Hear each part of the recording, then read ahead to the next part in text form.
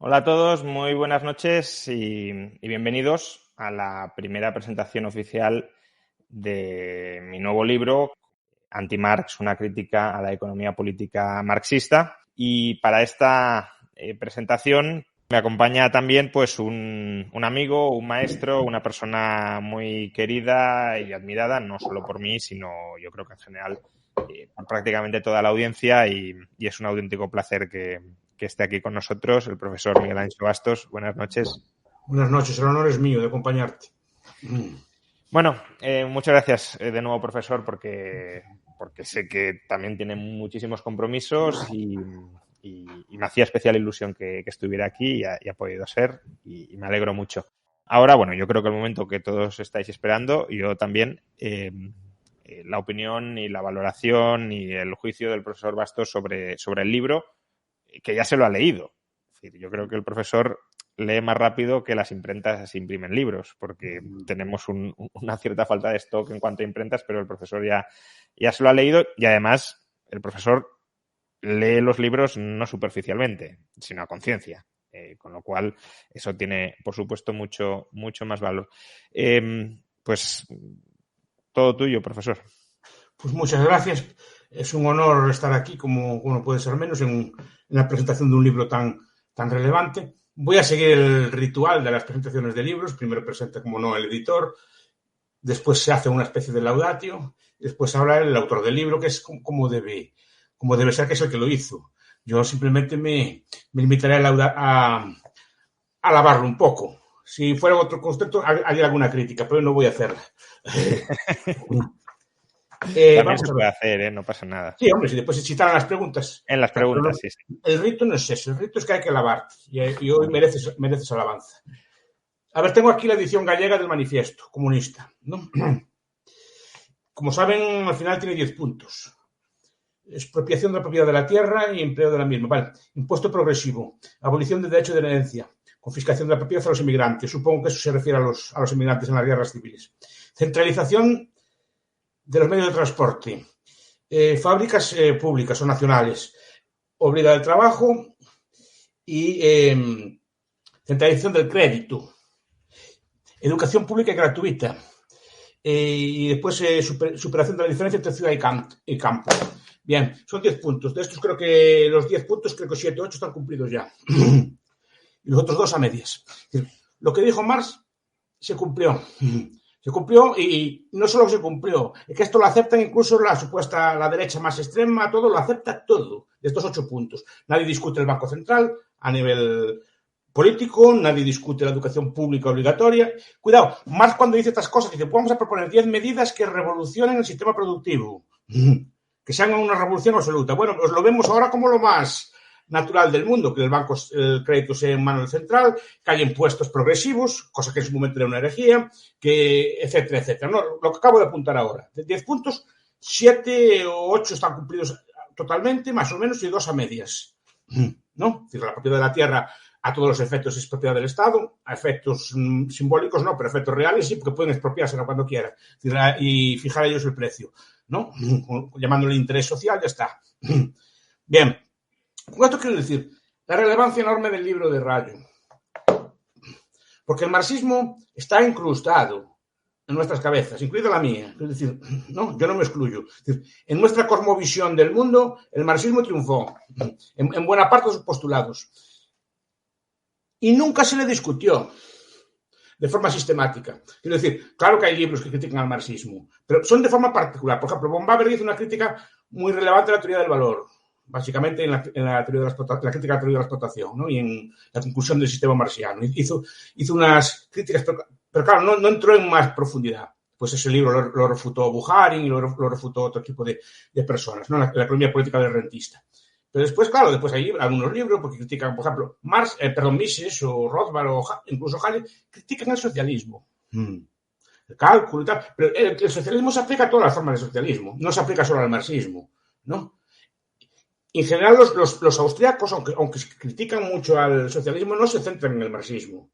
Solo Mises un poco en teoría e historia, en los primeros capítulos. Pero poco más. Es decir, no hay una crítica sistemática al marxismo, ¿no? Y de ahí que haya triunfado en el esquema mental de la de las personas. Y todo lo que él propone, pues que sea como aceptado. Por ejemplo, todos hablamos en términos populares o más o menos científicos de explotación. Entonces, cuando hablamos de un trabajo, pedimos que tal trabajador está explotado y el patrón lo explota. Vale. También tenemos una visión dialéctica de las clases y del conflicto, cosa que no era común en su tiempo. Es decir, hasta ese tiempo la visión de las clases era armónica. Con Dirac, Bastiat y todos ellos hablaban de que las clases sociales o las distintas personas involucradas en el proceso laboral tienen una visión armónica. Es decir, al patrón le va bien cuando le va bien al obrero y al obrero le va bien cuando le va al patrón.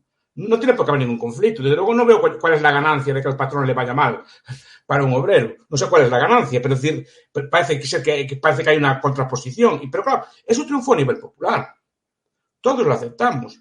Es más, incluso creo que en la propia patronal el discurso marxista triunfa, porque el discurso marxista está muy disperso o muy extendido a nivel popular. Y yo creo que los empresarios que llevan la misma educación que llevamos los demás, ese discurso lo asumen. Incluso pueden pensar que están explotando al trabajador. Incluso admiten también una relación dialéctica con ellos, ¿no? Claro, en todos los efectos a nivel político, todas las leyes laborales, por ejemplo, no es que se parte de una base de que hay una parte más fuerte que explota a la otra. Entonces hay que establecer una serie de requisitos para igualar a las dos partes. Pero todo eso tiene su origen en este señor, con estos señores, Marx y Engels, porque no sé, muchos libros los hicieron, muchos libros hizo Engels y los firmó Marx, pero bueno, y es otra cuestión. Pero quiero decir, ahí está la relevancia, y nunca se le hizo una crítica sistemática. Sistemática punto por punto. Sería la teoría de la explotación, pero por ejemplo, claro, Rayo apunta a cosas muy buenas. Por ejemplo, entra en el punto central, la teoría del valor. O sea, el sistema marxista, o el sistema marxiano, como se refieren ellos, es un sistema, yo creo que muy bien construido. Es decir, yo le tengo mucho respeto al marxismo. Igual que no solo tengo a otras teorías, al marxismo sí que le tengo mucho respeto intelectual. Es un sistema muy completo, muy bien trabajado, muy sólido. De ahí el mérito del libro, ¿no? Pero es un sistema muy construido. Pero tiene un talón de Aquiles. Si se le toca el talón de Aquiles del marxismo, se cae, se derrumba como un gigante. Es como un gigante con los pies de barro, ¿no? Y los pies de barro son la teoría del valor. Si el sistema marxiano está equivocado en la teoría del valor, el sistema marxiano se derrumba. Se derrumba porque entonces no hay explotación. Si no hay explotación, no hay robo. Recordemos que Marx del capitalismo no habla mal. Dice que es un sistema muy progresista, muy productivo, muy revolucionario incluso, derribó la muralla china, como dice en el manifiesto, y en otros libros. No habla mal de él. Incluso le tiene cierto respeto. Lo que dice es que en el sistema laboral, en el sistema productivo, hay un robo. Y ese robo es el que invalida el sistema capitalista. Ese robo es el robo del tiempo, es el robo de la plusvalía, es una especie de robo. Pero si no hay tal robo, si no hay tal robo, el sistema se derrumba. Con todos los logros que haya tenido, se derrumba el sistema por la base. Y esto es la clave del libro de Rayo, que ha dedicado primero un libro entero a explicar el marxismo, explicarlo de forma inteligible, porque el marxismo no es muy complicado. Marx escribe bastante bien, incluso simpático a veces. Yo cuando leía Capital me reía a veces cuando se burla de los economistas burgueses, pero no tiene cierta chispa, es ingenioso, es decir, no es un señor que escriba mal. Quitando un par de capítulos, el libro es muy legible y es un libro muy interesante, ¿no? El problema son los marxistas, después que lo escriben de una forma muy complicada, sobre todo lo que llaman ahora el marxismo occidental, que escriben de una forma muy complicada, muy abstracta, muy difusa, etc., ¿no? Y si se ataca eso, y Rayo ataca donde hay que atacar, en la teoría del valor. Si la teoría del valor del trabajo es equivocada y por tanto no hay una explotación, el sistema marxista se cae por sus pies. Entonces, claro, Rayo a partir de ahí se centra bien en explicar todo eso y por qué no hay explotación en el mercado laboral. Y repito, eso nunca lo había visto tan completo como esto. O sea, nunca había visto un libro tan completo que toque todos los temas del marxismo como esto, que entre en el valor y que entre en otras cosas después. Pero después no solo se queda en el valor, entra en las distintas formas de explotación. Es muy ingenioso. El profesor Rayo cuando habla, por ejemplo, que no, claro, puede explotarle el trabajador, pero, por ejemplo, puede explotarle la central eléctrica. No, es que yo, sin el trabajo no hay valor, ¿vale? No hay valor, efectivamente. Si no hay trabajadores, no hay producción. Pero si me falla la electricidad, tampoco hay valor. Entonces puede llegarme Naturgy, puede llegar mi Iberdrola y decir, ladrón, yo te vendo la electricidad a un precio y tú te haces de oro con mi electricidad. Y sin mi electricidad no podrías hacer nada. Estás robando, me estás sacando una plusvalía en electricidad. Mire, señor, yo le compro la electricidad al precio que usted me la vende. Yo el beneficio lo saco de lo que yo hago con esa electricidad. no de tener electricidad. Yo el beneficio no lo saco de tener trabajo. Si fuera por explotación, porque ponemos a los obreros a trabajar, yo qué sé, hacer cintas de cassette, ¿no? Y les pagamos muy poco y ya nos hacemos de oro con eso. No, señor, o ponernos a hacer, por ejemplo, en vez de hacer trajes en gris marengo, podemos hacer trajes, lo que sea, azul fosforito o azul pitufo, ¿no? Hacemos trajes de azul pitufo y explotamos mucho al trabajador, le pagamos muy poco y nos hacemos de oro. No, señor. Aún si hace usted trajes de caballero de azul pitufo, incluso el salario magro que le dan a los trabajadores está perdido, porque el beneficio no deriva del trabajo. El beneficio deriva de lo que hace usted con el trabajo, de lo que decide hacer con él. Y eso lo explica muy bien el profesor Rayo. Y es muy interesante. Además, después entran las hipótesis auxiliares del marxismo, las leyes del movimiento, ¿no? Que me gusta mucho, la concentración de capital en menos manos, pues esto es la pauperización, siempre dicen así, la pauperización del proletario. Entonces yo me acuerdo de la proletación cuando voy a la fiesta del pan de millo, la fiesta del pan de maíz o la fiesta de la soba, allí que van, como se ven, van los multimillonarios allí, veo aquí petado de coches que no hay aparcados, el proletariado está paupérrimo. que no hay de tanto coche que van a comer el pan de maíz, no se entra, ¿no? Pues debe ser que está, pero digo lleno de coches, porque está el proletariado pauperizado, pero yo no veo yo esa pauperización, ¿no? Pero esa concentración de capital, menos mal, esa explotación subsiguiente, ese empobrecimiento, ¿no? Y él lo va criticando uno por uno, y va criticando, por ejemplo, el origen todo de la plusvalía, el origen del capital, ¿no? Ese origen es el cercamiento, esas cosas que le gustan tanto a Polanyi, ¿no? Estas cosas así de cercar. Le faltó ahí comentar un poco lo de la teoría del imperialismo, es decir, que como Gunther Frank y otros marxistas modernos que dicen que le chuchamos, le quitamos así a las colonias riqueza. Cuando cualquiera que sepa un poco sabe que las colonias empobrecen a la metrópoli, no la enriquecen. Cualquiera que los que estudie un poco ese tema en serio, ¿no? Y no hay ningún país que se haya hecho rico solo por las colonias o gracias a las colonias. Se enriquecen algunos, eso sí, pero el país no se enriquece. Sino los países, cuando se perdieron las colonias, todos los países europeos se venían empobrecidos.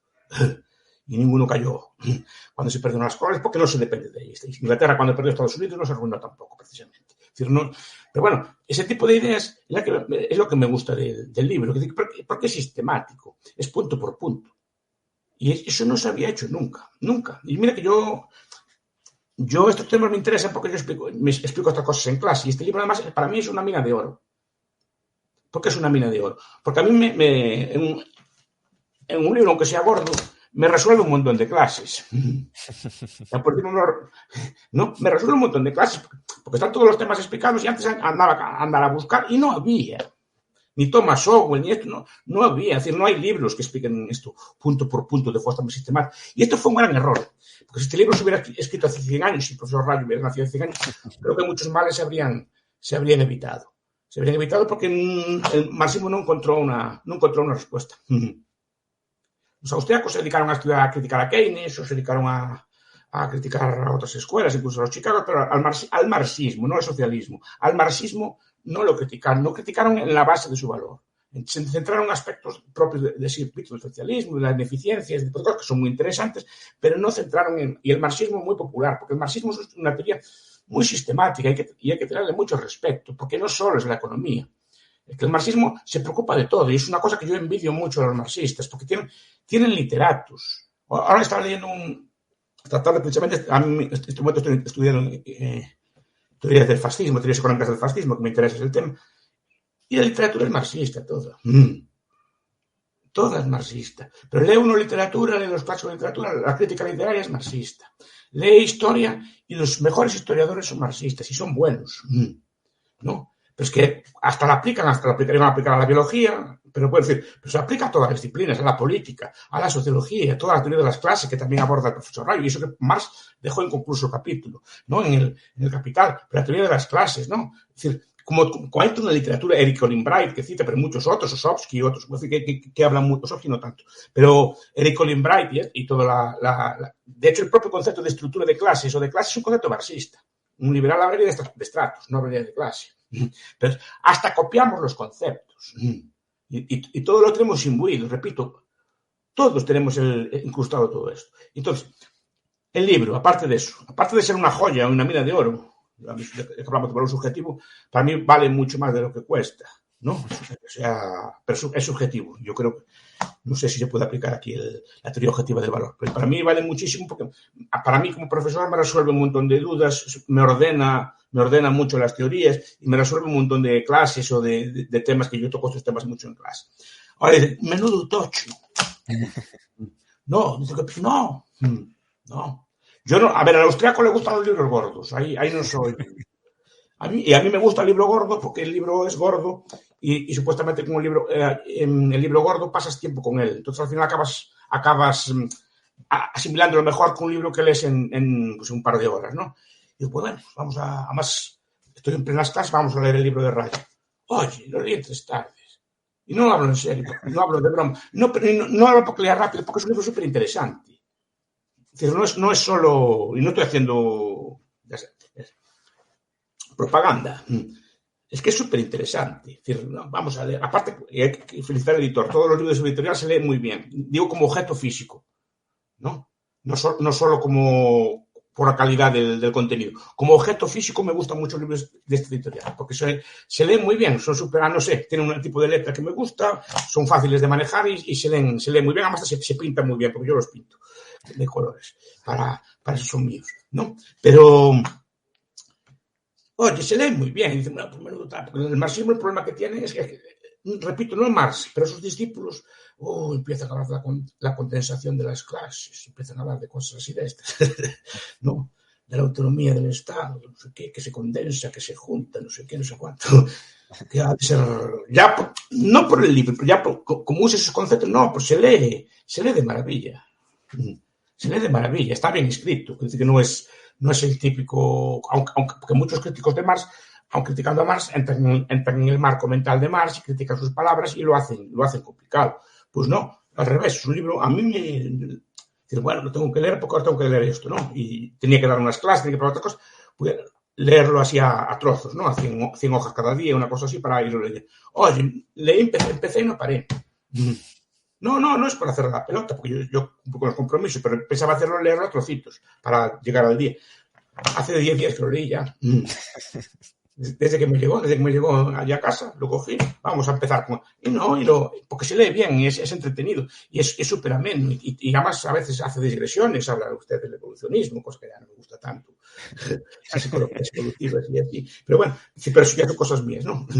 Pero bueno, pero es muy, no solo muy leíble, es como dice un discípulo mío, muy nutritivo, porque hay libros que son nutritivos. O sea, hay libros que hay que destilarlos, ¿no? Hay libros que a lo mejor de 500 páginas sacas 2 ideas o un par de frases, un par de ideas. No, de era idea tras idea, idea tras idea, idea tras idea, ta. Y esto es una cosa que hasta casi abruma. Pero digo que yo creo que el editor dice que este libro sí va a ser un clásico. Más me gusta el título, es un título muy marxista incluso, por el anti-Düring. Y Marx le gustaba mucho la palabra crítica en sus libros, siempre usaba la palabra crítica, y me gusta mucho que use este tipo de conceptos. Además, repito, imita el Capital, es un libro así voluminoso y tal. A mí me gustan esos libros. Entonces, felicitar tanto al editor como al autor, claro, porque creo que sacaron un buen producto. Pues muchísimas gracias, profesor. Y es que después de lo que ha comentado, pues tampoco tengo mucho que añadir porque no puedo mejorar sus palabras. Y en todo caso las agradezco mucho porque hay una relación muy cordial entre nosotros, pero eso no... Sé que es honesto en sus palabras y por tanto que aunque siempre es muy amable y sé que aunque el libro no fuera muy malo, pues intentaría, aunque el libro fuera bastante malo, intentaría decirlo de alguna manera que no sonara muy duro, pero bueno, al final sé que es sincera y por tanto son palabras muy bonitas las que me ha dirigido y las agradezco mucho. Bueno, ya digo, no sé qué añadir después de todo esto. Quizás simplemente explicaros un poco cuál es la estructura del libro y posteriormente, eso sí, responder las preguntas que tengáis, tanto yo como autor, como Roger como editor y, por supuesto, el profesor Bastos como lector crítico del libro. Yo creo que es el primer lector que habrá tenido. Bueno, el primero no, porque ya lo han comentado, conté con buenos revisores para mejorar el libro, pero el primer lector de la edición física terminada, sin duda. Entonces, bueno, ¿cuál es la estructura del libro? Pues como ya sabéis, el libro son dos tomos. El primer tomo es exclusivamente una descripción, un resumen de las ideas de Marx. Creo que en sí mismo ese tomo es valioso porque no es un resumen meramente del Capital. Si lo fuera, ya sería en sí mismo valioso. Quiero decir, Diego Guerrero tiene un libro pequeñito, pero útil bueno, va resumiendo capítulo por capítulo el Capital y a mí me sirvió de orientación y es un libro que valoro, pero no se queda el primer volumen en un resumen meramente del Capital, sino que lo que pretende hacer es resumir toda la muy extensa literatura, alguna publicada, la mayor parte ni siquiera publicada, de Marx y en gran medida de Engels. Pensemos que las obras completas de Marx y Engels, y bueno, realmente ni siquiera son completas, pero bueno, las obras completas en la edición inglesa son 50 tomos. Pues, bueno, pues he intentado extractar de esos 50 tomos todo lo relevante y exponerlo de una forma integrada y coherente. Y eso creo que tampoco hay muchos ejercicios dentro del marxismo que lo hayan hecho. Lo habrán hecho mucho mejor en algunos casos, sin duda, pero que hayan intentado recopilar absolutamente todo lo que ha escrito Marx e integrarlo y sistematizarlo, tampoco hay tantos.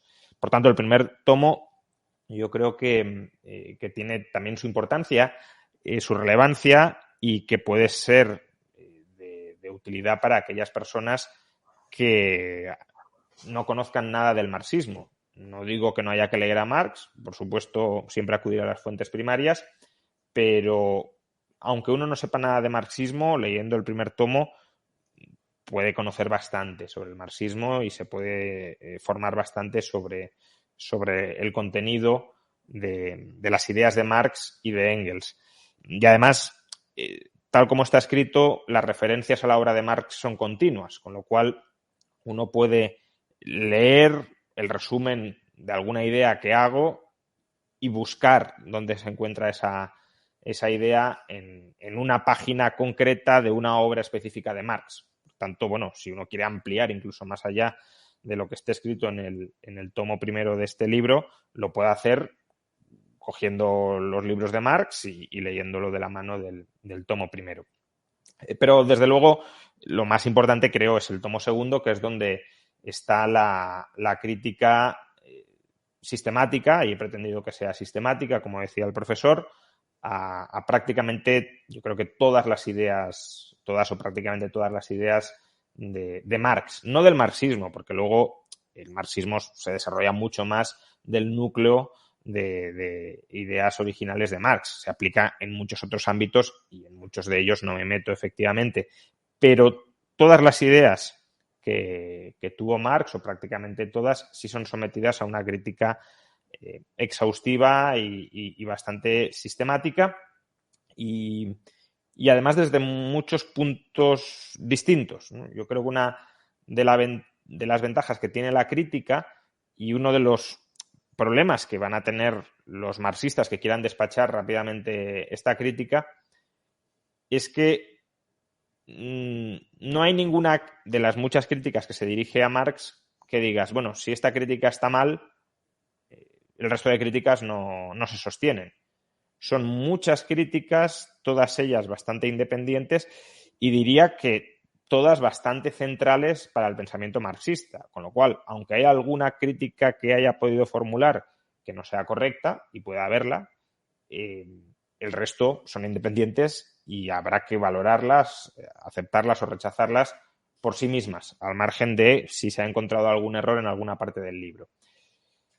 Entonces, claro, el segundo tomo es el más voluminoso, es el que más tiempo me ha llevado, es el que creo que tiene la aportación más original No es que todos sean ideas originales, ni muchísimo menos. Muchas de las ideas que están recogidas en el segundo tomo las han tenido otros autores antes y están referenciados, por supuesto, pero lo que no se había hecho hasta ahora es ponerlas todas en común, ordenarlas de manera coherente para ir atacando todos y cada uno de los aspectos del marxismo.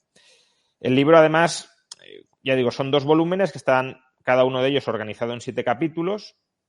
El primer capítulo es la teoría del valor, el segundo capítulo es la teoría del dinero y del capital, el tercer capítulo es la teoría de la explotación, el cuarto capítulo es la teoría de la acumulación del capital, el quinto capítulo es la teoría de los precios y de las clases sociales, bueno, la distribución del excedente agregado entre clases sociales.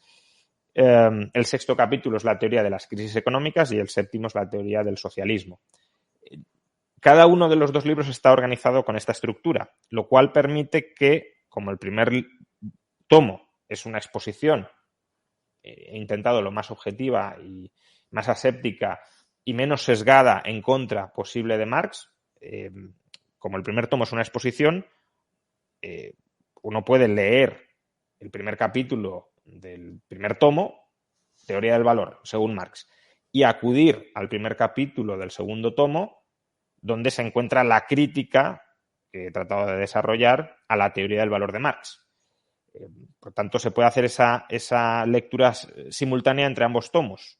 Si uno no quiere terminar totalmente el primer tomo para completar totalmente el curso de introducción al marxismo y esperar a dar el salto a la crítica al marxismo a haber completado el primero, lo puede alternar. Puede ir capítulo primero, capítulo segundo, capítulo tercero, capítulo tercero.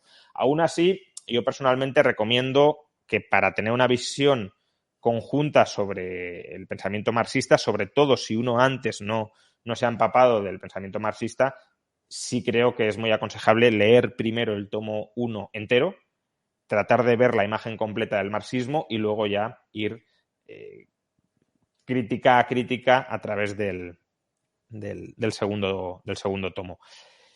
Y bueno, pues por mi parte no mucho más, porque creo que lo más interesante puede ser responder las preguntas, las dudas, los comentarios que podáis tener. Simplemente aclarar algunas cosas que ya han salido. Efectivamente, la segunda edición saldrá en unas semanas. Será una edición, además, que tendrá algunas páginas más, porque he hecho algunos añadidos, con lo cual, no sé, a lo mejor nos iremos a 1800 páginas, no sé cómo queda finalmente el paginado. Luego, el 16 es la firma del libro y allí habrá ejemplares a la venta. Creo que habrá como 150 ejemplares. Eso significa que probablemente vengan más de 150 personas. De hecho, ya hay escritas más de 150 personas.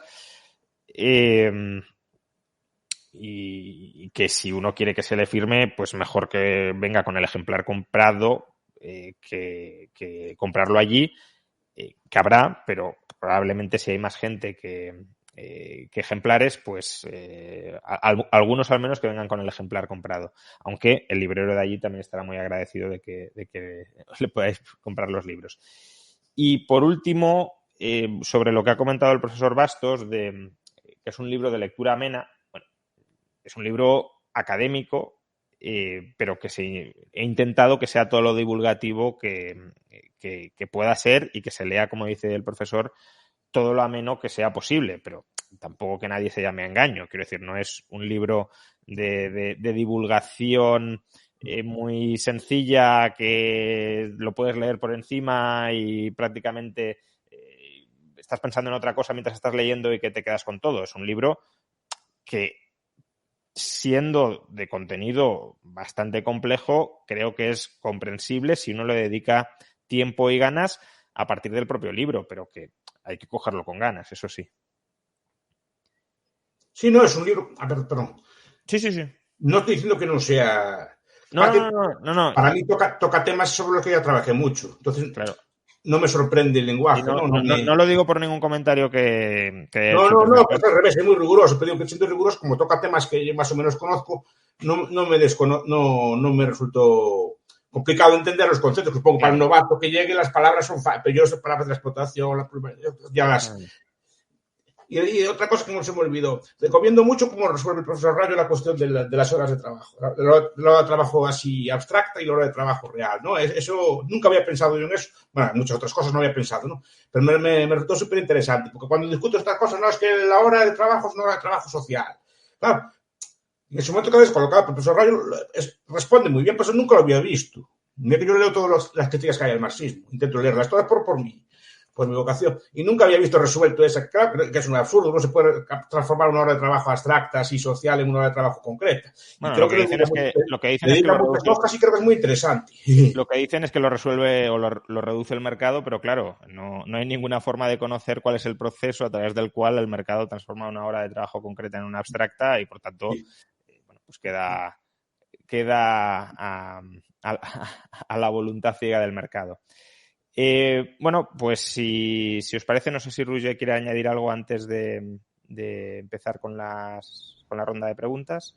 No, apuntar esto que decías, que simplemente para comparar los que hayan leído Liberalismo, tu último libro, claro. simplemente comentar que es un libro muy distinto.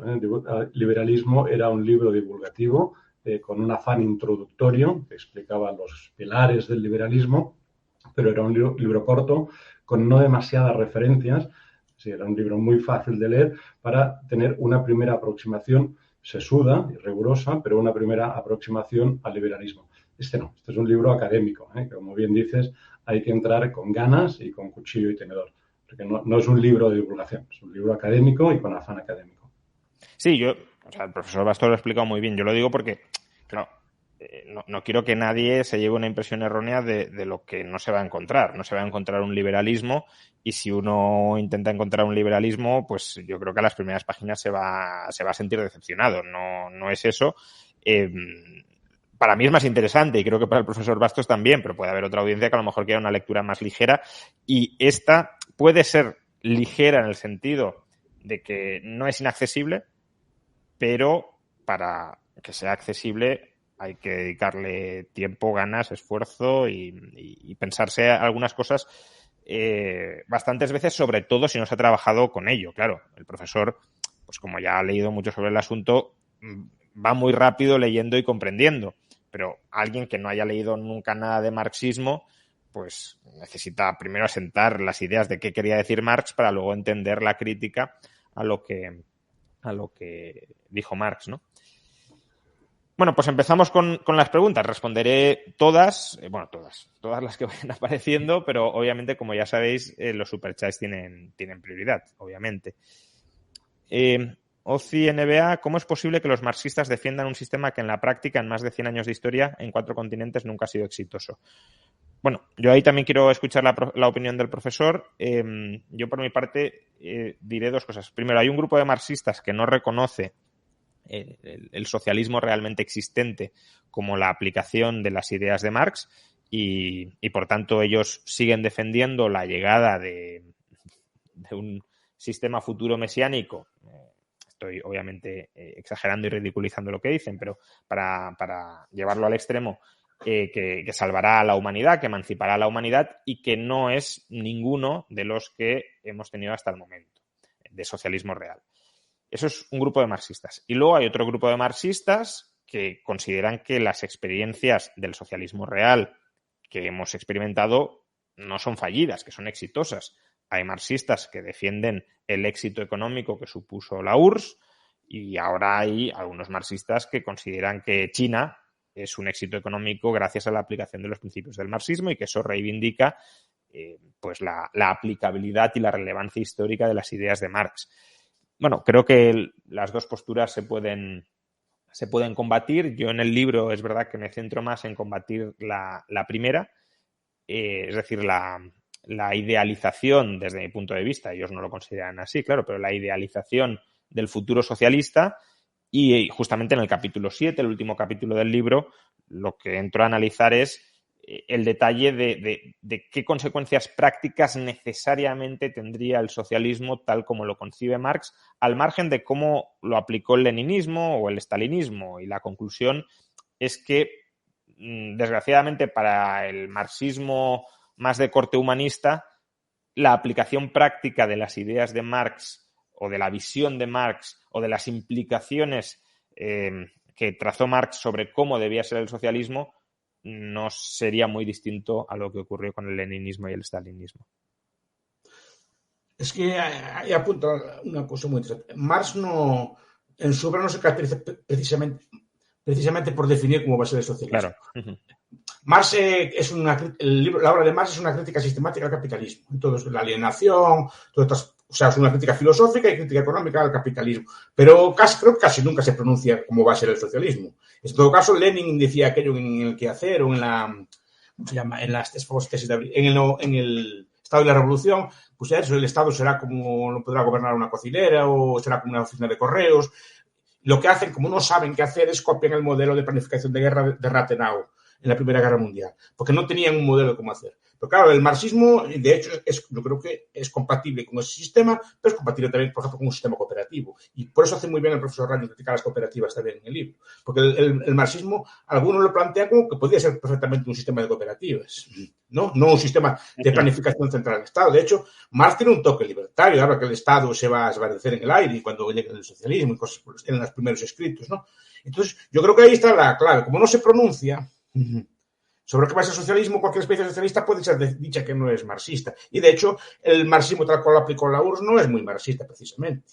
Porque el marxismo, el socialismo llegaría tras una evolución de los medios de producción, se concentración del capital, todos los expropiadores serán expropiados, decían así ellos, ¿no? Y entonces expropiarán a los expropiadores y cuando estén las mega hipercorporaciones marxistas, calle 3 o 4, será muy fácil sustituirlas por algún tipo de comité de obreros que la gestionen, ¿no? Pero no se posiciona sobre cómo va a ser. Y además las leyes de movimiento no se cumplieron. El marxismo llegó a través de la voluntad, llegó a través de revoluciones, no llegó a través de una evolución del capitalismo. De hecho, lo que menos esperaban que fuera en Rusia. Ellos decían que iba a ser en Inglaterra o iba a ser en Alemania. De ahí viene una fase que no sé si es apócrifa del Che, cuando toma el poder en Cuba y dice, por fin el comunismo un país desarrollado. Cuba. Que de aquella lo era. Lo era en su momento. Lo era.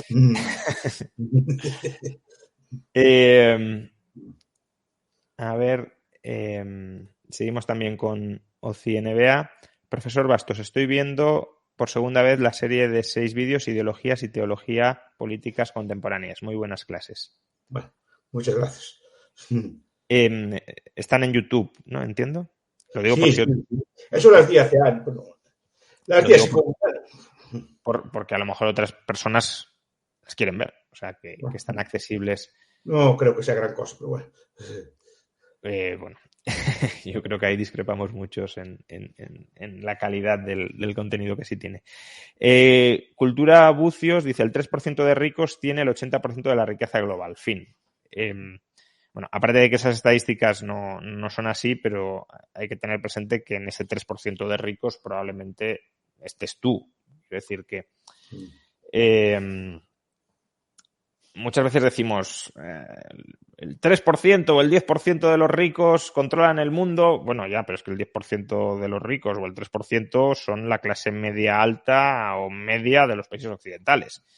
Y como dijo una vez Johann Norberg, si tienes €1 en el bolsillo y no tienes deudas, tienes más riqueza que 1.000 millones de personas. Porque hay 1.000 millones de personas en el mundo que tienen riqueza negativa. ¿Por qué? Porque sus deudas superan sus activos y porque muchos activos no se están contabilizando en estas estadísticas. Con lo cual el problema no es que haya mucha riqueza en las manos de algunos. El problema es que sigue habiendo mucha pobreza y hay mucha pobreza porque los marcos institucionales de esas sociedades no permiten que se genere riqueza. Profesora, ahí sobre cualquier profesional joven con un buen salario que tenga una hipoteca no tiene riqueza, tiene una riqueza negativa. Entre el 80% más pobre del mundo. No tiene propiedades ni bienes. Pero aparte de eso, no me gusta entrar en ese marco. A mí no me preocupa que esté concentrado o desconcentrado. A mí no me preocupa. Es como estar más pobre.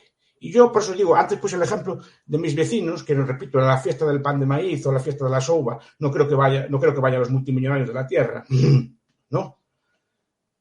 Los veo allí a todos con su coche, pudiendo disfrutar, ya sé que no es una gran fiesta de lujo, ni se bañan en champán, ni en cosas por el estilo, no.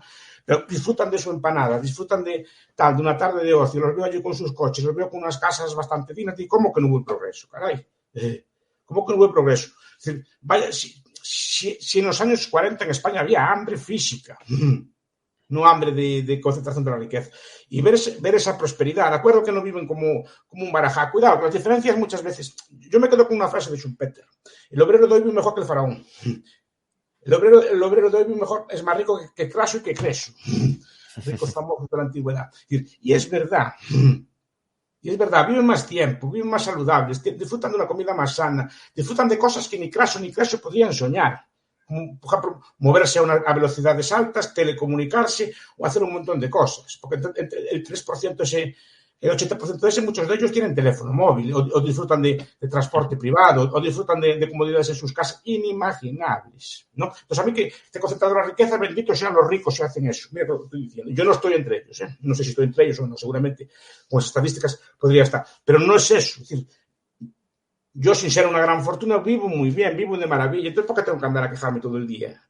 Además, de cómo está distribuida la renta. Es decir, este libro que me gusta a mí mucho, de Walter Scheidel, El gran nivelador, ¿no?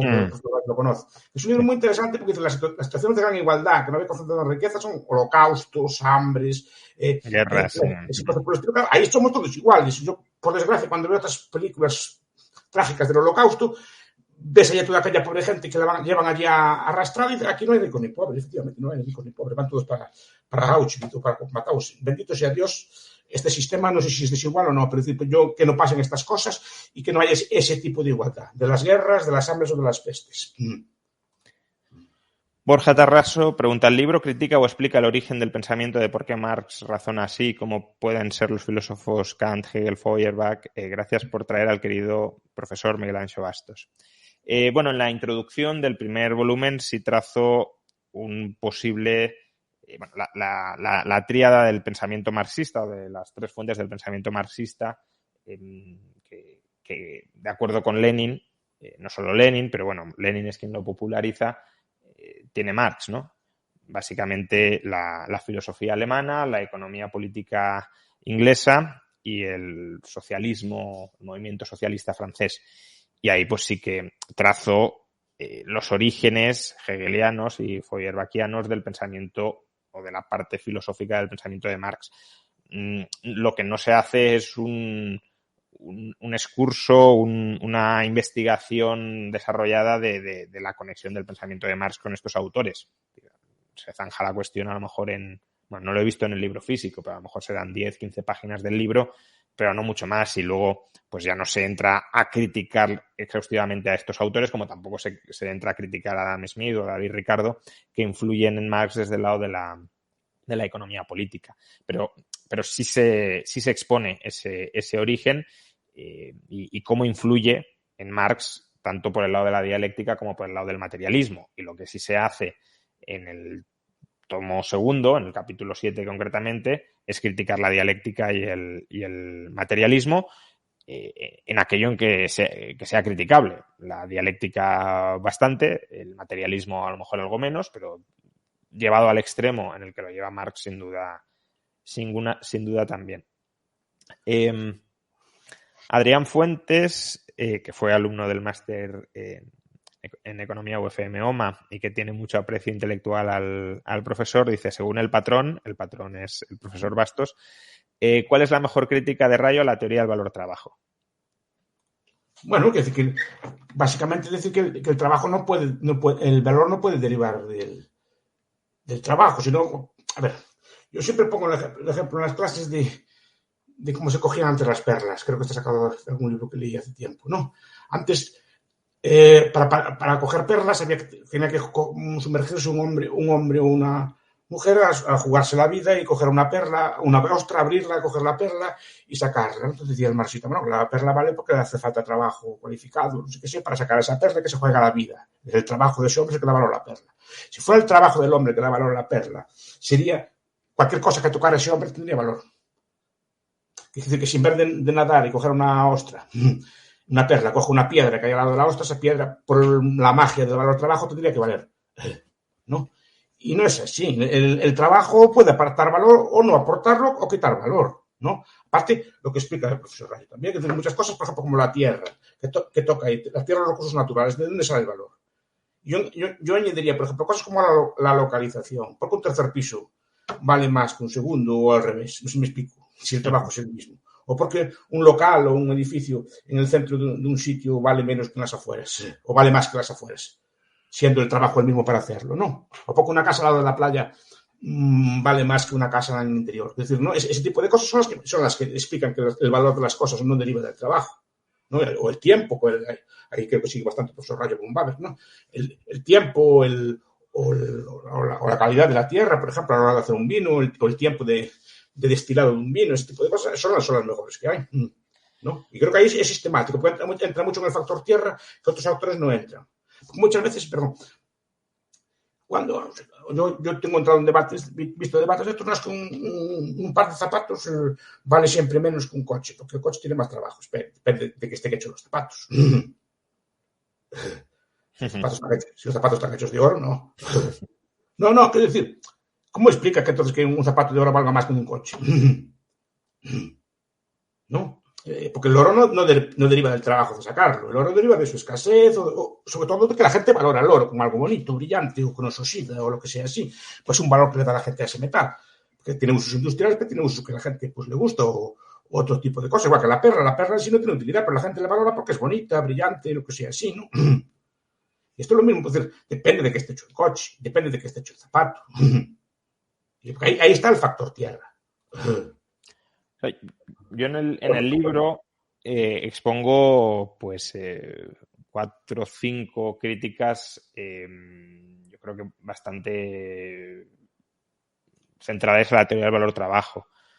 Una es la que está ahora mismo explicando el profesor Bastos, que bueno, los propios marxistas lo reconocen, ¿no? Que la teoría del valor-trabajo, la teoría del valor en Marx, no es aplicable a los bienes no reproducibles, solo es aplicable a los bienes reproducibles a través del trabajo humano. Esto ya es en sí mismo una cierta limitación en su capacidad explicativa. La teoría del valor subjetivo no tiene esta limitación. Puede explicar el valor. Cuando hablamos de valor, podemos pensar en una especie de precio de equilibrio, ¿no? Para orientarnos, porque dentro del marco subjetivista muchos entendemos valor como utilidad y no me estoy refiriendo a eso ahora mismo. Entonces, claro, ahí ya hay una limitación. Te están diciendo, mi teoría del valor es mejor que la tuya, pero la tuya se puede aplicar a todas partes y la mía solo se puede aplicar a los bienes reproducibles mediante el trabajo humano. Bien. El problema es que tampoco hay un criterio de carácter no subjetivista para que nos expliquen qué bienes son reproducibles mediante el trabajo humano y cuáles no. Por ejemplo, mi libro ¿es reproducible a través del trabajo humano o no es reproducible a través del trabajo humano? Bueno, se puede imprimir en una imprenta, pero claro, eso solo es el proceso final de producción. Pero el tiempo socialmente necesario para escribir el libro ¿es reproducible mediante el trabajo humano o no? Uno puede decir, bueno, se pueden escribir otros libros, claro. Otros escritores pueden escribir otros libros. Pero esos otros libros ¿son sustitutos perfectos del mío o no? Porque si no lo son, ya no es reproducible mediante el trabajo humano y ya puede haber una brecha permanente entre el precio de equilibrio de ambos bienes, ¿no? Luego, bueno, otros problemas que si uno abandona el supuesto de rendimientos constantes a escala, ya no es cierto que el valor esté predeterminado al margen de la demanda. La demanda necesariamente influye en el valor. La teoría del valor-trabajo tampoco puede explicar la formación de los precios de equilibrio en los casos de producción conjunta. Imaginemos un proceso de producción que requiere trabajo, incluso aunque todos los inputs sean reducibles a trabajo humano, pero que no produce un único output, un único producto, sino varios. ¿Cómo imputas el tiempo de trabajo acumulado hasta ese momento en diversos outputs? Y uno puede pensar, bueno, eso es un caso bastante raro. No es nada raro. Siempre que en un proceso productivo hay un bien de capital fijo, la depreciación hay que imputarla. Y la depreciación, claro, Marx presupone que los bienes de capital fijo se deprecian en función del número de unidades que producen de manera proporcional. Si un bien de capital fijo produce 10.000 unidades, pues el tiempo de trabajo de la máquina dividido entre 10.000. Pero así no se forman los precios. Un empresario puede decidir imputar una mayor proporción de la depreciación futura del bien de capital fijo en el presente, porque en el presente los consumidores pueden estar dispuestos a pagar más. Por ejemplo, en este libro, si fuera necesario amortizar algún tipo de bien de capital fijo, lo podríamos haber sacado a la venta más caro al principio y todos los compradores más deseosos de comprarlo habrían pagado un precio mayor, y luego en el futuro, cuando ya pues son los últimos compradores, los rezagados, los que a lo mejor no tienen tanto interés, lo bajamos, pero ya hemos recuperado toda la inversión en capital fijo a través de los compradores iniciales. Bueno, y luego tampoco puede explicar la teoría del valor trabajo muchos casos de precios de los bienes duraderos, aquellos que se producen, pero no hay que reproducirlos constantemente una vez producidos. Y sobre todo yo creo que al final la teoría, la crítica más relevante es la que ha apuntado el profesor Bastos, que no existe una forma de reducir el tiempo de trabajo concreto en tiempo de trabajo abstracto y por tanto ni siquiera existe una unidad en la que podamos expresar el valor en términos de horas de trabajo socialmente necesario. Pero claro, ¿eso qué es? El propio Marx dice que no son observables. Entonces, si no son observables, ¿en qué estamos midiendo el valor?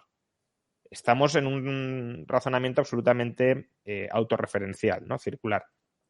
Y bueno, luego aparte, cuando explico la formación de los precios de producción, también muestro que ya no es que haya un problema de transformación de valores en precios, como reconocen los marxistas, sino que a poco que introduzcamos algunas cuestiones subjetivistas, es que el precio de producción no tiene nada que ver, no tiene ninguna relación con el valor.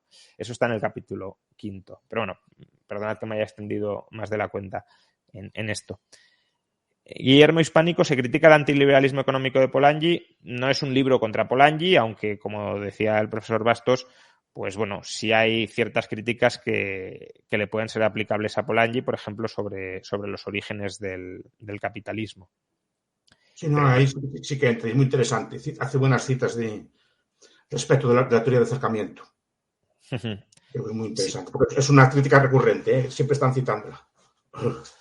Sí, no, vamos, yo creo que la teoría de la acumulación originaria, de que el capitalismo surge a través de la expropiación de las tierras en Inglaterra y demás, es una teoría con un respaldo historiográfico. Al final, cuando uno lo estudia, bastante débil. Es decir, se construyen teorías que parecen o explicaciones históricas que parecen muy sólidas sobre fundamentos bastante endebles. Daniel Castanedo, enhorabuena por el libro, infinitas gracias por sus aportaciones, las disfruto mucho. Vendrá cerca de Alicante para una firma de libros.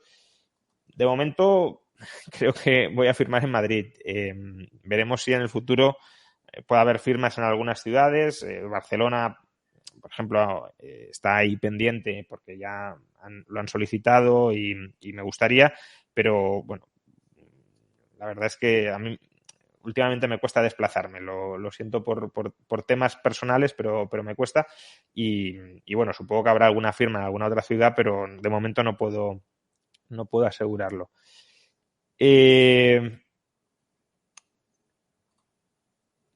Cultura Bucios, que es el mismo que criticaba antes la distribución de la riqueza, dice: ¿cómo es posible no ver cómo Estados Unidos hace guerras?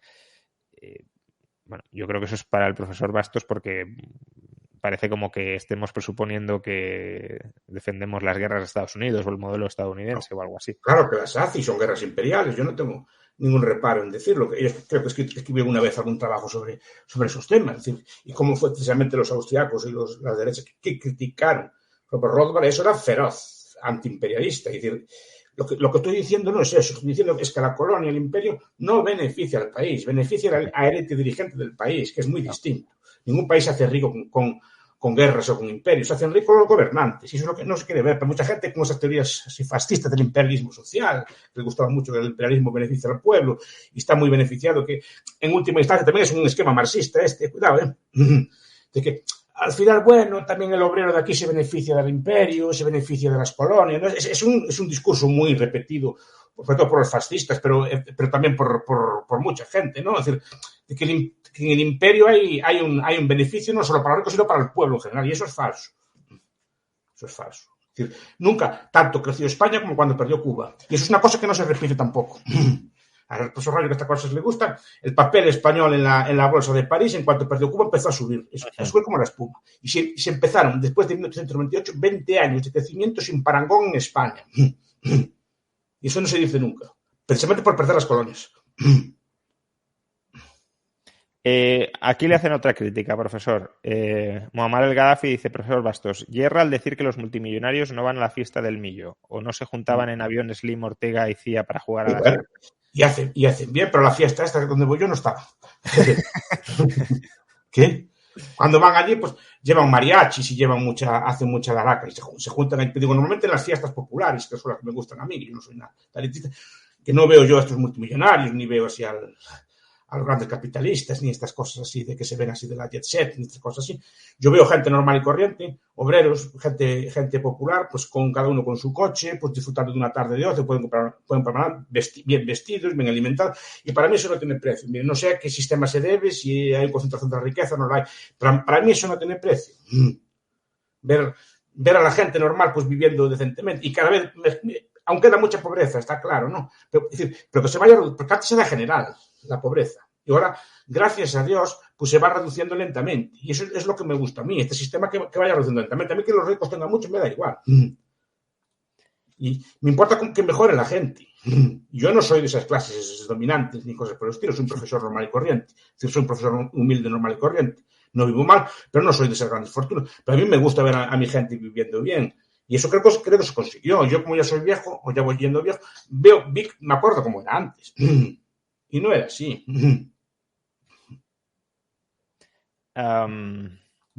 Cristóbal Guzmán pregunta, ¿la teoría económica de Marx es parte de la economía política? Bueno, esta ha sido una de las primeras polémicas que se formó alrededor del libro, antes de que saliera el libro, solo con la portada.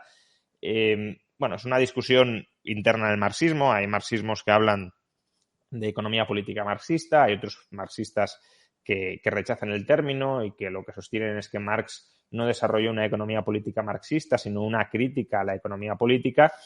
Bueno, yo creo que al final, según cómo entendamos economía política, es perfectamente defendible que Marx hizo una economía política marxista. Es decir, si entendemos economía política como lo que hacían los economistas clásicos, Marx supera, desborda y expone las debilidades de esa visión, desde el punto de vista de Marx, claro, de esa visión de la realidad social.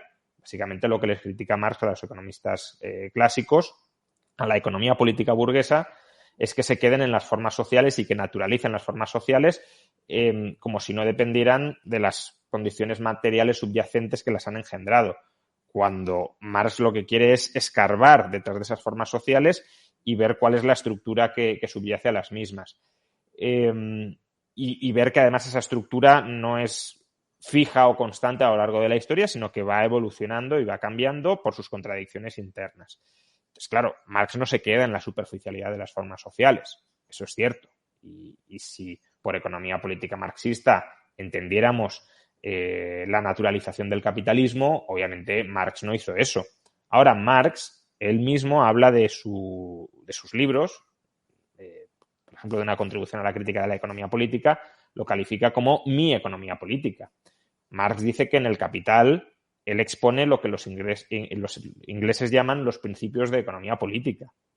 Marx define la economía política como el estudio de las formas sociales dentro de cada modo de producción, siendo cada modo de producción contingente históricamente. Entonces, claro que puede haber una economía política marxista que estudie cuáles son las específicas formas sociales que se generan en el capitalismo o que emergen en el capitalismo, cuál es el contenido material que subyace a las mismas y cuál es la contradicción entre ambas que hace mover la historia. Si entendemos economía política en esos términos, claro que existe una economía política marxista. Introduce un montón de conceptos nuevos. Por ejemplo, traslada el concepto de explotación desde la política a la economía, ¿no? Y introduce todas estas leyes de movimiento, es decir, una especie de funcionamiento de todo esto. Introduce el concepto de esto de explotación en el ámbito laboral, es decir, que tiene un sistema propio. Yo digo que es muy sofisticado. Yo al marxismo nunca lo critiqué como sistema. Me parece un sistema muy inteligente. Repito, tiene los pies de barro, ¿no?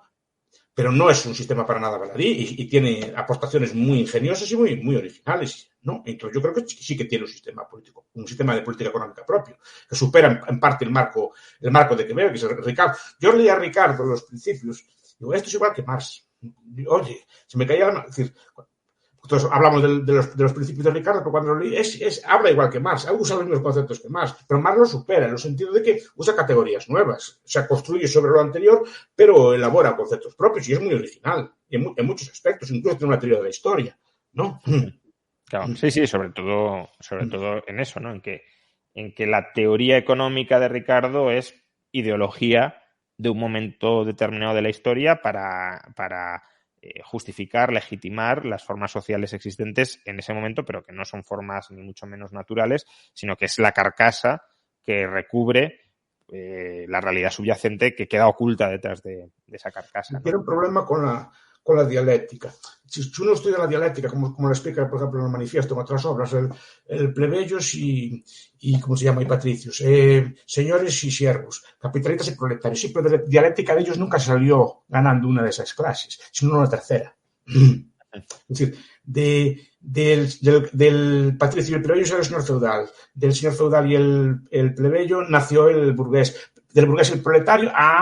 Por ejemplo, Alvin Gullner, por ejemplo, que es un autor muy influido por el marxismo, dice, ¿no?, que lo que se deriva de más que no va a ganar ninguna de las dos, sino una tercera clase. Quien ganará de todo esto, y puede ser que acertar ahí, es una tercera clase que es la tecnocracia, la clase de los gerentes. Sí, la intelectualidad que toma el poder. Y la inteligencia técnica, ¿no? A ver, Columbo Fire pregunta algo que, bueno, está relacionado, pero no del todo, pero bueno, dado que es un superchat, gracias por el directo. Señor Bastos, ¿cree usted que la gente que vota al PSOE en España tiene conciencia de lo que significan sus siglas? Gracias. No, y tampoco las que vota el Partido Popular. El Partido Popular es un nombre de origen cristiano. Es decir, son los partidos populares, son los partidos creados por la Iglesia. Es decir, el Partido Socialista Obrero, pues tiene su origen porque era un partido marxista. Los partidos marxistas antes no se llamaban comunistas. Los partidos marxistas se llamaban socialdemócratas o socialistas. El nombre de comunistas viene después de la Revolución. Entonces, era un partido marxista que pasa que fue cambiando. En Suresnes cambió fue después, en 79. Cambió el modelo y abandonó el marxismo, como un barco abandonó a los socialdemócratas. Pero las siglas son de que en teoría quieren llegar al socialismo y es un partido pues de clase. Que pasa que hay otro fenómeno que Marx, por ejemplo, no entiende o no entiende, que no es aplicable hoy, que los obreros no son mayoría en la sociedad. Los obreros estricto sensu. Rafa Rodríguez pregunta, ¿por qué una crítica al marxismo y no a otras corrientes intervencionistas más actuales?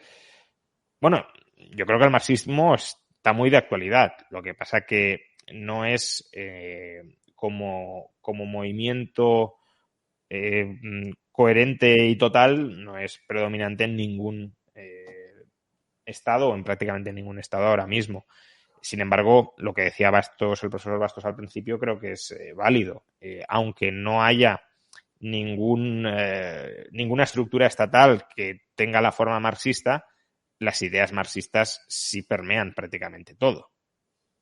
Entonces, bueno, es verdad que se podría haber criticado otras corrientes, se podría haber criticado, por ejemplo, la socialdemocracia nórdica, pero bueno, yo suelo escribir libros para investigar y para aprender de temas que me interesan, y el marxismo me interesaba porque muchas de las ideas económicas que traslada el marxismo, antes de sumergirme bien en ellas, pues las veía tan descabelladas y tenían tanto apoyo, al menos entre determinados grupos de la población, que quería entender de dónde viene esa clara contradicción entre la realidad y lo que se piensa, o lo que piensan algunos. Y bueno, pues empecé a investigar y la verdad es que no pretendía hacer ni mucho menos un libro tan extenso. De hecho, lo comentaba el otro día en una entrevista, creo que en el contrato original que firmamos me parece que el límite de páginas eran 700 o algo así. Bueno, pues claro, la expectativa era un libro, hombre, largo, de 700, a lo mejor 750, pero ni mucho menos de 1800 páginas. Pero, bueno, conforme fui escribiendo, fui viendo cosas que había también que tratar, que había que incluir. Digamos que el pensamiento dialéctico, el método dialéctico me llevó a reformular nuevas críticas conforme iba avanzando y se ha quedado un libro muy extenso, claro. A lo mejor demasiado extenso o demasiado esfuerzo que se podría haber dedicado a la crítica a otras corrientes, pero bueno, siendo el marxismo la corriente filosófica, política, económica, probablemente más exitosa de la historia reciente, pues creo que se merece una crítica sistemática a todos y cada uno de sus puntos. Es que hace falta, es que yo reitero, hace falta una crítica al marxismo porque no la hay. No la hay ahora la hay, pero antes no había una crítica completa. Yo cuando quería criticar esto no me encontraba sin material, tenía que andar buscando el libro de David Gordon, Críticos al marxismo, pero eran las críticas muy parciales y muy pequeñas. Es decir, esto es un libro sistemático y sobre la economía política marxista, no sobre otros temas del marxismo. Por ejemplo, criticar la teoría económica moderna, que tanto le gusta al profesor Rayo, está bien, pero Stephanie Kelman y toda esta gente, y Wrigley, estos no van a durar nada porque son muy inconsistentes. Pero el marxismo es consistente y permea todo. Repito, me gusta leer de historia, leo las grandes editoriales de historia. Todos los libros son marxistas, los buenos libros son marxistas. No hay historiadores casi que, quitando algunas excepciones, que sean marxistas, pero no hay sociólogos, no hay literatos, toda la crítica literaria, todo está permeado por él, ¿no? Pero es que las categorías las tenemos dentro. Pensamos en términos de clase. Antes nadie pensaba en términos de clase, por ejemplo, de clase social, determinada por motivos económicos, por ejemplo. La idea de esta de conflicto, de dialéctica entre patrones y trabajadores y que se peleen unos con los otros. La idea de explotación, pero está permeada en todo. Repito, yo creo que incluso los patronos tienen esa idea en la cabeza. Los gobiernos tienen esa idea en la cabeza. ¿Cómo que no está? Está más vivo que nunca. Lo que pasa es que está incrustado ya. Ya están dentro de nuestro imaginario. Por eso leí antes los 10 puntos de manifiesto. Se cumplen todos. Pero no solo se cumplen todos lo aceptan. Hasta los supuestamente más antisistemas, de extrema izquierda o de extrema derecha, aceptan todo. ¿Quién cuestiona el Banco Central? Así en serio, como movimiento político. ¿Quién cuestiona la educación obligatoria? Por ejemplo, en sistema político. No. ¿Quién cuestiona el impuesto progresivo? Pues en su momento eran revolucionarios. Eran para cambiar el sistema. Y mira, y lo vemos como lo más del sistema que hay. Pues eso hay que criticar. Y criticarlo por la base. Una pregunta para el profesor, además sobre lo que ahora mismo está leyendo. ¿Existen teóricos fascistas comparables a los pensadores marxistas o es una ideología sin mentes brillantes? A ver, esto es un viejo debate que hay, ¿no? Por ejemplo, creo que es, ¿cómo se llama este? James Gregor, que cuando habla de los fascistas, dice que los fascistas tienen pensadores tienen pensadores tan originales como todos estos. No un monstruo así como Marx, un monstruo a nivel, pero los pensadores medianos son muy semejantes. Es decir, más que no se conocen, es decir, a Farinacci, a Rothko, ¿no? A Emilio Gentili, nadie los conoce porque perdieron la guerra de las ideas y aparte de la guerra mundial, pero eran pensadores de un nivel semejante a la mayoría del marxista promedio. Es decir, en principio no deberían desmerecer de Benoist o Benoist es un tipo así un poco, es muy interesante, a mí me gusta mucho leerlo, ¿no? Y sus antecesores, Julius Evola, René Guénon y todos estos, ¿no? Que son los que le gustan a él. Pero sí que, y además Benoist no es un fascista estricto sensu, porque dice que sí que hay pensadores, y Gregor dice que sí que es una ideología sin defender, obviamente no estoy defendiendo el fascismo, lo que dice que bueno, es una ideología con el pensador medio del fascismo es semejante a otras ideas. Pasa que no se conoce. Damia Cantabrana, buenas noches, profesores. Primeramente, felicitarte por el libro desde las clases del máster en Economía UFM OMA, que lo esperábamos. ¿Cuál de las ideas marxistas te ha resultado más complicada? Bueno, dediqué bastante...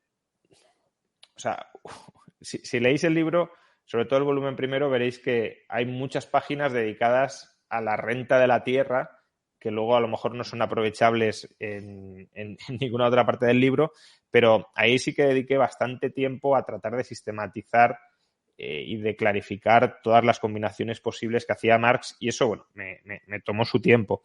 En general yo diría que todo lo relacionado con la transformación de valores en precios, que es algo que el propio Marx probablemente tampoco daba como completamente terminado o definitivo,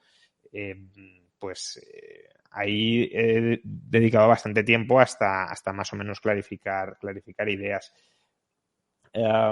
Luego, pues, ideas que a lo mejor parecía que tenía bastante claras, como por ejemplo el concepto de alienación, que bueno, es un concepto, claro, complicado en el que hay que introducirse, pero cuando pensaba que más o menos lo había entendido, leí un libro excelente de Aurelio Arteta, Valor, Forma Social y Alienación, que sin que tumbara mucho de las ideas que tenía previas, sí las dotó de mucha carga de profundidad que he intentado incorporar también en el libro, ¿no? Y eso, bueno, también podemos decir que a lo mejor me costó o que le tuve que dedicar tiempo a terminar de atar todos los puntos e incorporarlo. Luego también dediqué bastante tiempo a... Claro, el profesor Bastos ha dicho algo que es cierto, ¿no? Que Marx y Engels no desarrollan una teoría del socialismo, pero tampoco es que no se pueda decir nada de lo que pensaban sobre el socialismo, porque en muchas obras sí van dando pinceladas.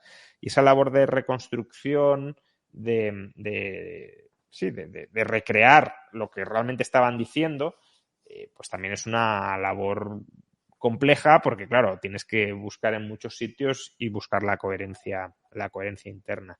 No sé, probablemente hay más, es lo que ahora mismo me viene rápidamente a la cabeza. Bueno, otra pregunta que tampoco está muy relacionada, pero bueno, es un superchat y hay que formularla. Jaime Gil, ¿cómo podrían aplicarse las ideas liberales cuando en unas décadas la mayoría de los trabajos se hayan automatizado? ¿Cómo evitar que la gente dependa del Estado en un futuro? No sé si el profesor quiere comentar algo al respecto. No creo que se automaticen los trabajos. Yo veo que los países con... Pero no solo eso, es una vieja así idea de que se va... Eso ya lo explicó en una novela, Kurt Vonnegut, que se llama La pianola, en los años 50, más anticipaba esto de la renta básica, una sociedad que todo iba a ser automático y que se iban a trabajar los ingenieros y el resto iba a cobrar una renta social. No es una novela, es una idea muy antigua, es una idea que se pierde por el trabajo. Yo no veo que se automaticen, simplemente los trabajos se van a cambiar. Hay una cosa que veo, por ejemplo, los países con más tasa de robots y cosas por el estilo, son los que más porcentaje de trabajo tienen. Es decir, pero también se olvida el proceso de automatización que hubo en los 100 últimos años.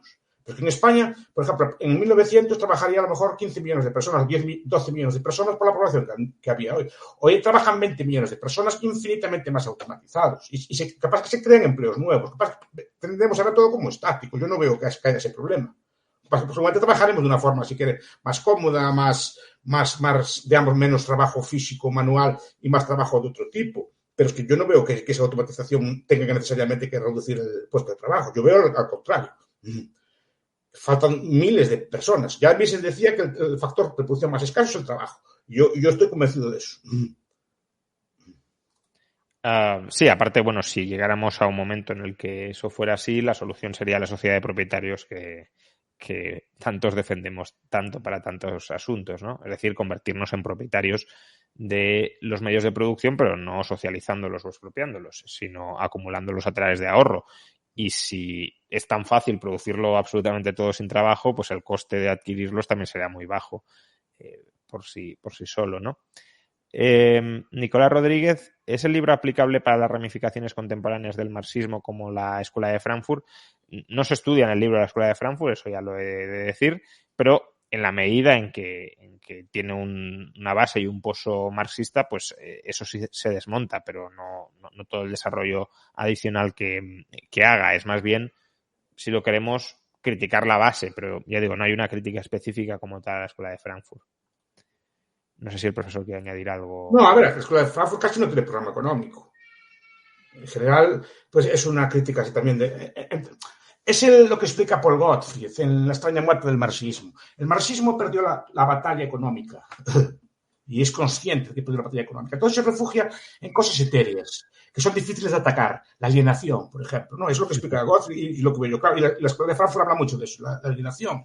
Pues esto, la liberación de los instintos, como Marcuse, cosas de ese estilo. No, la dialéctica negativa, de Adorno, cosas de este estilo. Claro, pero son cosas, vale, sí, son inatacables porque es una jerga así muy, muy difícil de atacar, no se sabe muy bien lo que dicen, pero claro, no tienen una concreción económica, porque es que el propio marxismo de la Escuela de Frankfurt, o buena parte del marxismo que llaman marxismo occidental, se refugia en conceptos de ese estilo, porque sabe que la batalla económica la perdió, o por lo menos que no es capaz de dar una batalla en ese tipo. Por eso la Escuela de Frankfurt no tiene un programa económico. Creo que solo tenía un economista, si no recuerdo mal. Hay aquí una pregunta que se ha sugerido antes y a mí me interesa también conocerla. Que Bastos diga algo que no le ha gustado de la crítica, ya sea de fondo o de forma.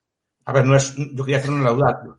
No me gusta que la página 379 defienda los bienes públicos. Que diga que están infraproducidos por culpa del freerider. Porque digo que parece que el profesor Rayo sabe cuál es la cantidad correcta de producción del bien público. Parece que está infraproducido. No lo sé, pero sí puedo saber que hay estructuras que incentivan coordinaciones imperfectas. ¿Pero cuál es la perfecta? El problema de esto es decir, el profesor Rayo sabe cuál es la cantidad correcta de bienes públicos, por lo tanto sabe que están infraproducidos. Si no, ¿cómo puede decir que están infraproducidos? No hace falta saber cuál es la óptima para saber que hay determinados mecanismos que incentivan a que se produzcan subóptimamente, aún sin saber cuál es. ¿Lo ves? Pero estás usando conceptos. El problema, a ver, no quiero criticarlo, pero el problema del profesor Rayo es que mezcla métodos. Y a mí es el problema. Y mete a Vernon Smith, que ahí no pinta nada. ¿eh? No pinta nada y el argumento estaba bien de sobra. No pinta, pero es una ilustración experimental de lo que se pero para mí no encaja ahí. Pero bueno, repito que no me voy a criticar. Todos tenemos fallos y yo mucho más que él, ¿eh? Cuando escribo. No, bueno, pero es un debate interesante sobre metodología, pero bueno, yo creo que sí pinta mucho Vernon Smith donde... Bueno, ya lo sé. Digo, si me preguntan una crítica, yo le digo. Sí. Muy bien. Y ESOC 73, profesor, ¿cómo hemos sufrido los cubanos el marxismo? ¿Podemos saltarnos el primer tomo del libro y pasar al segundo? El profesor eres tú que te pregunta, ¿no? Ah, bueno, bueno, claro, sí. Yo es que, claro, profesor para mí es el profesor Bastos. Bueno, a ver, no sé hasta qué punto se han adoctrinado en el marxismo a conciencia, supongo que sí, pero no sé si más allá de 4 eslóganes propagandísticos o se ha profundizado en el estudio del marxismo de manera más o menos rigurosa. Si se ha hecho, pues sí, claro que te puedes saltar el tomo primero. Si no se ha hecho, pues a lo mejor te han adoctrinado en el sistema educativo con 4 ideas que no tienen por qué reflejar la totalidad de la complejidad del pensamiento de Marx y sí podría ser recomendable aún así leerse el tomo 1, aunque sea para comprobar cómo esas ideas conducen a algo que inevitablemente, o prácticamente de manera inevitable, termina siendo muy parecido al sistema político cubano o al sistema político cubano actual. Ya es un sistema muy degenerado, ¿no? Pero al sistema político stalinista de manera paradigmática. Es que hay un factor que apunta este caballero que es muy interesante. Es que los cubanos probablemente no conozcan el marxismo, pero lo estudian en la escuela, pero creo que lo estudian como una cosa obligatoria y no les hacen mucho caso. ¿Saben que lo veo? ¿A qué profesor Rayo no es capaz de decir un teórico marxista nacido en un país comunista? Después de estudiarlo. Es decir, los teóricos marxistas que estudia el profesor Rayo son todos teóricos de universidades capitalistas o del Occidente, donde pueden discutir. Pero por eso digo que me digan un teórico marxista nacido en la Unión Soviética, por ejemplo, o de primer nivel, o nacido en Cuba. O sea, sí hay pensadores, lo que pasa que sí que los hay, te digo, de primer nivel, claro. Pero no, claro, no, porque están esterilizados, claro. ¿Podrías poner en su sitio al de precios jurídicos por defender a deudores? No sé muy bien. ¿A qué se refiere? No sé, no entiendo la pregunta, lo siento. A ver. Bueno, esta ya. José Carlos Martínez, realizando mi trabajo de fin de grado de matemáticas sobre aspectos analíticos de la teoría de juegos, me he encontrado con el tema del precio de la anarquía.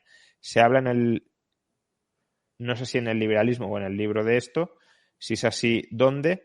En el libro no se habla como tal de esto, aunque sí hay una discusión o una reflexión en el epígrafe 2.1 del segundo tomo comparando los sistemas centralizados y los sistemas descentralizados a la hora de coordinar a los agentes y de tomar decisiones. Y ahí, en parte, no se utiliza el concepto de precio de la anarquía, pero en parte estaría implícito ese concepto, aunque ya digo, no es generalizable a todas las situaciones ni mucho menos. En el liberalismo, pues la verdad que ahora mismo no caigo en un autor liberal que haya tratado de manera más o menos sistemática la teoría liberal desde la perspectiva de la teoría de juegos y aplicando pues estos problemas de coordinación social desde la óptica de la teoría de juegos. No sé si el profesor Bastos tiene alguno en mente. A lo mejor David Friedman, la teoría de los precios.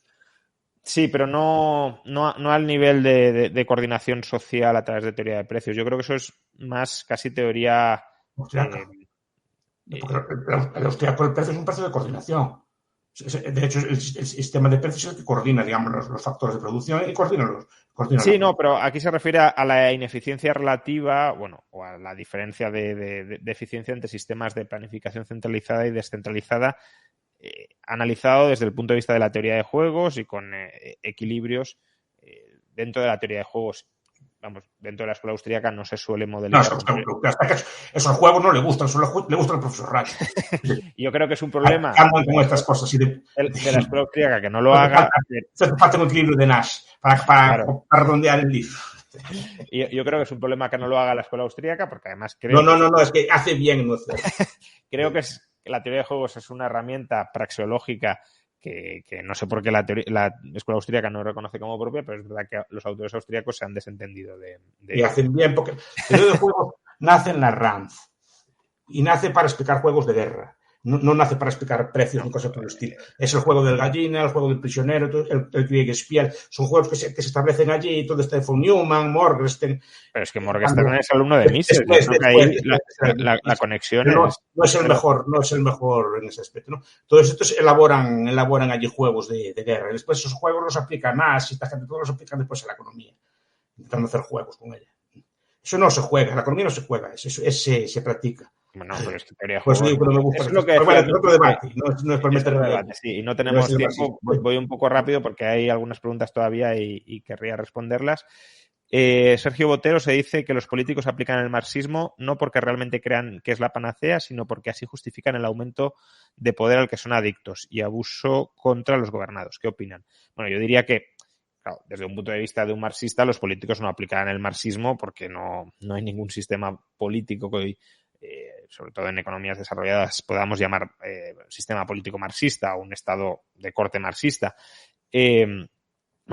Podríamos decir que el capitalismo es un estado, un modo de producción marxista en la medida en que forma parte de la teoría de la historia, tal como la consigue Marx. Pero vamos, como un sistema socialista a la Marx no existe en Occidente, eso te diría un marxista. Ahora, lo que decía el profesor Bastos es que sí se han dado pasos que Marx recomendaba dar o exigía dar para establecer un poder absoluto del Estado y que a partir de ahí se puedan centralizar los medios de producción y planificar centralizadamente la economía. Y en ese sentido, pues claro que los políticos pueden ser más o menos adictos a ese tipo de medidas, no porque busquen el bien universal, sino porque tienen un interés muy directo en incrementar su poder. Para un marxista, el Estado para un marxista de Marx, no para los marxistas posteriores, el Estado es una especie de comité ejecutivo de la burguesía. Es una especie de... En el capitalismo sí, desde luego. ¿Qué? Esa es la teoría. Después, claro, lo que pasa es que los políticos modernos democráticos tienen más o menos las ideas que tiene el común de la gente. No es que apliquen el marxismo, que son marxistas, todos somos marxistas, queramos o no, en buena parte de nuestras categorías. Entonces, aplican lo que saben. Pero repito, yo veo el discurso de la supuesta derecha española y habla igual que la izquierda, un poco más moderado, un poco más, no vayamos tan rápido, pero básicamente el discurso es aceptan el mismo marco mental. Y hablo de toda la derecha, no es de tú. Ahí nos difieren en grado, pero no en esencia. Mateu pregunta, doctor Rayo, ¿hasta qué punto diría que la crítica del libro es filosófica, económica o política? Hombre, es esencialmente económica, porque yo soy básicamente economista, pero también tiene derivadas filosóficas y políticas en varios puntos. De hecho, por ejemplo, el capítulo 7, al que ya me he referido antes, es un capítulo tiene algo de economía, pero es sobre todo un capítulo filosófico y político. Es una crítica al socialismo desde la perspectiva filosófica y política, no, también económica, pero no esencialmente económica. Pero bueno, la mayor parte del libro es lo que hoy llamaríamos economía, dentro, eso sí, de la visión completa de la evolución de los modos de producción históricos de Marx, ¿no? Pero es lo que hace falta. Una crítica económica, es lo que no había. Otro tipo de críticas más o menos las había, pero críticas económicas sistemáticas no las había. Y creo que hay que meterse por ahí, porque además para el marxismo es un materialismo. Entonces, es todo lo basa en la economía. Si le ataca a la economía es donde hay que darle, no en la superestructura que dicen ellos. Sí, la base del movimiento de la historia es la producción, ¿no? Jorge Díaz Rodríguez, su inmersión en el marxismo para escribir el libro le ha hecho titubear en algo respecto al liberalismo en general o a la escuela austríaca en particular.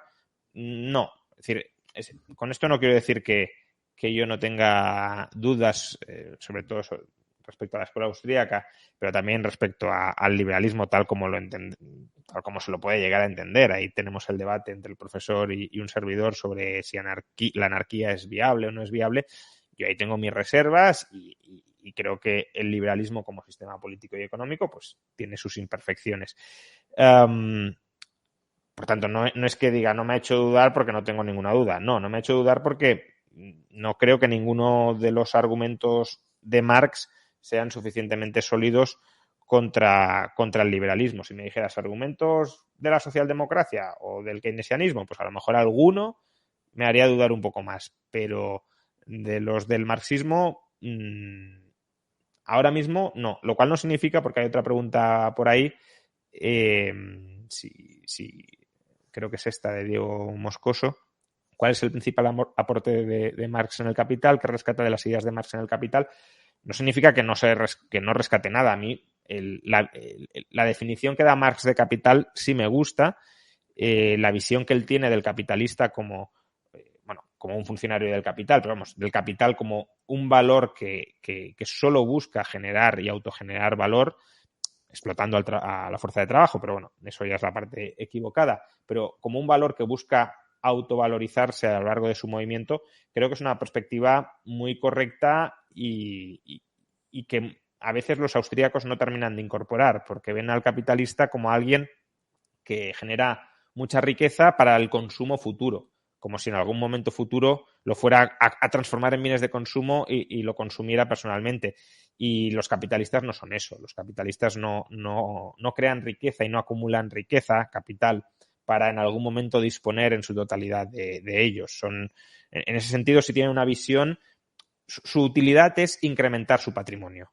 Y en ese proceso generan mucha utilidad, mucho valor subjetivo, no valor trabajo, para millones de personas. Pero no buscan el disfrute propio como si podemos a lo mejor buscarlo otros, ¿no? Hay gente que dice, bueno, yo voy a acumular un patrimonio de 200.000, 300.000, 400.000, 500.000 euros a lo largo de mi vida laboral y cuando me jubile me lo fundo todo.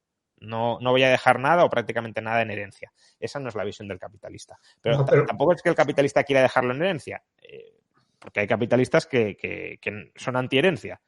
Lo que quieren es en vida incrementar su patrimonio todo lo que puedan. No, pero lo que dice el profesor Reyes es correcto. Pero yo creo que sí que el capitalista también mejora su nivel de vida. Precisamente sí, claro. Pero que el patrimonio que tiene no es para gastarlo.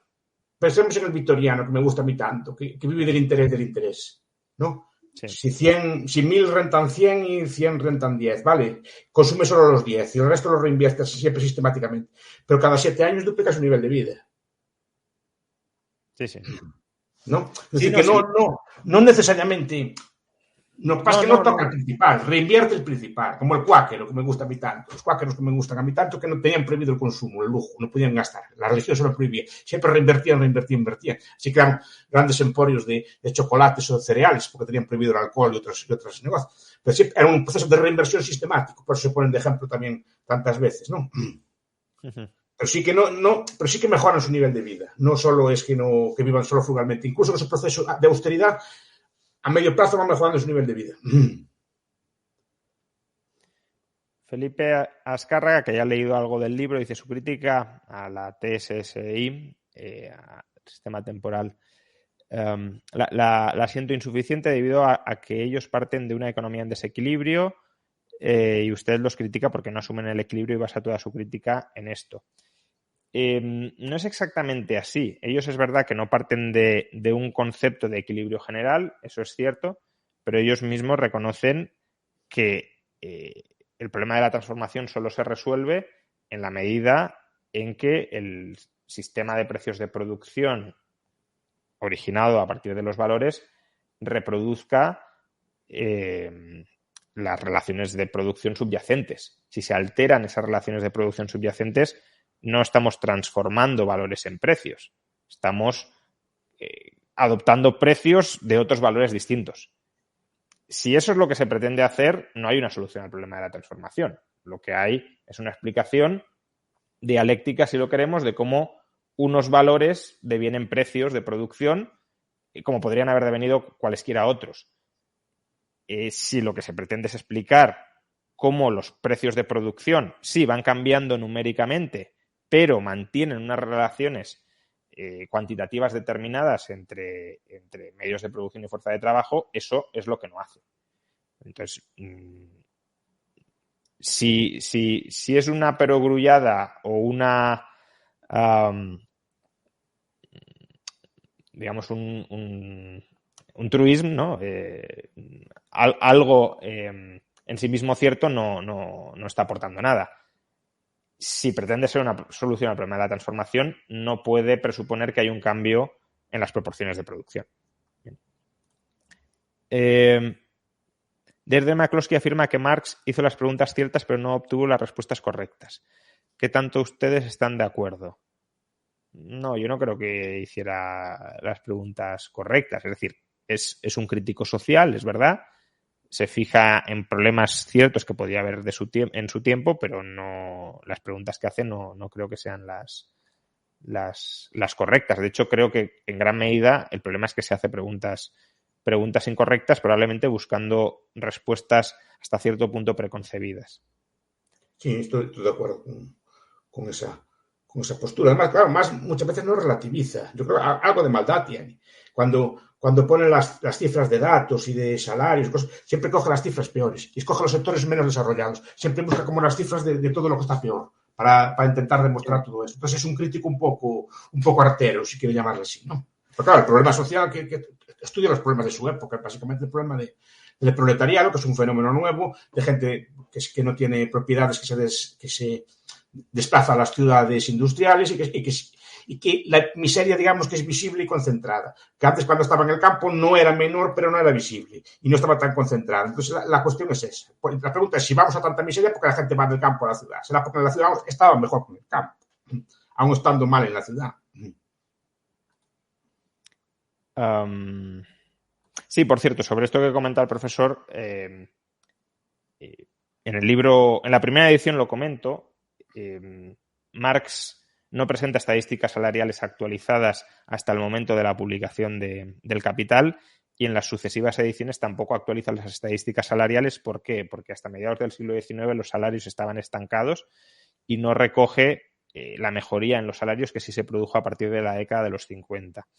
Y aparte, en la segunda edición, una de las partes más largas que he introducido es la crítica que le dirigieron a finales del siglo XIX dos economistas de Cambridge, mostrando que Marx había, no llegan a decir manipulado, pero sí hecho un uso muy sesgado y muy poco riguroso de las estadísticas laborales inglesas en las que fundamenta el capítulo 15 del volumen primero del Capital. Eso está en la segunda edición, en la primera no aparece, pero bueno, quienes compren el ebook, eso se actualiza automáticamente.